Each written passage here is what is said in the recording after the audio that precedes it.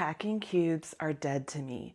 Here's what I'm using instead. If you remember my story about my first trip to Europe in 1998, where I went backpacking for 6 weeks, one of the ways that I made all my clothing fit was that I borrowed from backpackers. I borrowed a concept and tools that the backpackers use and applied it to travel. So one of the ways I made all my clothing fit was this, and it's called a compression stuff sack. So I used these for several years after that trip, and then I gradually moved on to compression packing cubes.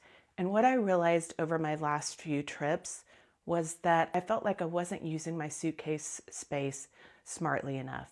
So I dug my old stuff sack out, used the stuff sack instead, and I was so happy with the results. I did a little experiment where I compared the packing cubes to this, and I just found that this utilized the space better. The trade-off with using these, of course, and I'm going to show you how I pack it, is that your clothes can come out a little wrinkled, but I'm not a person that's really bothered by wrinkles. That's an easy trade-off for me. I got these at REI. I had one already, but I went ahead and found this, a 12-liter one, and then I bought a smaller 5-liter one.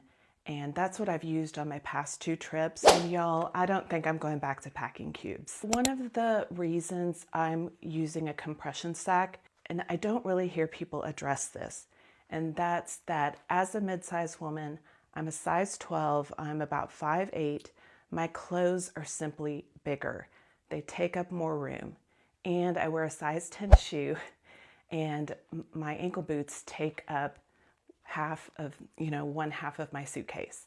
So for that reason, I just have to be really strategic about how I use my suitcase space. So you put all your clothes in here, and then you use these buckles and you cinch it really tight. And it can really do a great job of compressing your clothing. This one, as you can see, is a 12-liter. So that just means that it can hold 12 liters of volume in here. This is a 5-liter one, and it's got a little bit of a different structure where same principle, you put all your clothes in here, you're gonna cinch it, and then you'll use this little cover to top it off and then just cinch all these pieces down. And so for the smaller ones, this is where I put small things like underwear, sleepwear, socks. I'm going to show you how I use it with this sample 12-piece winter capsule. So this is my Travelista 12-piece winter capsule. And if you haven't seen my previous videos, this is a 4-3-2-2-1 packing formula. And all that means is you're packing 4 shirts, 3 bottoms, 2 mid layers, and 2 outerwear. That's your winter travel capsule.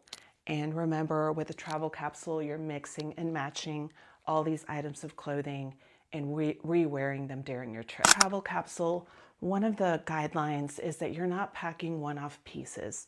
So that means for a winter capsule, you're not packing a separate matching travel set. As cute as that is, that's not how we're traveling strategically. Everything you pack has to be able to be worn again. Airport outfit, a travel outfit, I usually recommend that you wear 4 pieces. Since we're packing 12 items, you're wearing 4 pieces and you're packing 8. 4 pieces have to serve 2 functions. They have to be comfortable, and they also need to be your bulkiest layers. So for this example capsule, of course, we're going to do the long coat and the thickest sweater. And you always want to think in layers when you do an airport outfit. So that will top a t-shirt layer. And for this one, I'm going to pack the jeans and assume that you're going on a long flight. And you can either pack a ponte knit pant or a wool blend trouser. Both will be comfortable, both will not lose their shape, and both will be reworn again in your capsule.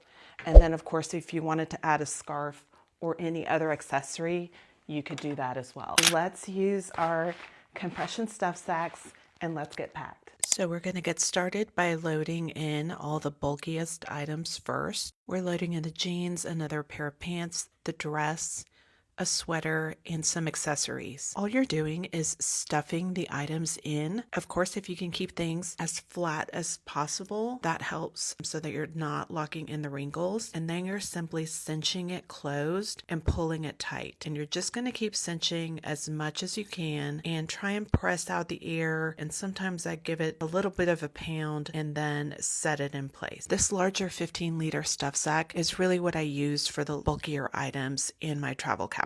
In this smaller 5-liter stuff sack, I'm starting it off by putting in my Nano Puff jacket in, and then some of my smaller items like my tops and a few more small accessories. We're going through the same process here. We use the cover and then the buckles, cinching and getting as much air out as possible. And as you can see, I'm left with a nice amount of empty space. With the extra bit of room, I was actually able to make a pair of shoes fit, and with a little bit more rearranging, and I wrapped the shoes in the Target bags, and I was able to fill another stuff sack with items like sleepwear, underwear, and socks. That all made it in on one side of the suitcase. Here I am just packing the suitcase by rolling the clothes, and I've started with the shoes. To compare with using the stuff sacks, I was able to get the shoes in on one side. So I'm just rolling the clothing and I'm able to get the same amount of clothing in. All the items fit on this side, but ultimately I was not able to make the other items fit that I did by using the stuff sacks, which was the underwear, sleepwear, etc. And here we are with the packing cubes. As you can see, I'm having to use a large packing cube because that has to hold all my bulky items. So that has the jeans, the pants, and a dress and a sweater. And so once that's loaded up, then I will fill up the other packing cube with these smaller items. And as you can see, it pretty much is no contest. Those 2 packing cubes alone fill up the entire half of the suitcase. And I don't get to pack the shoes on that side, nor do I get to pack all the other small essentials that I had packed with the compression packing cube. So what do you think? Are you packing with a compression stuff sack?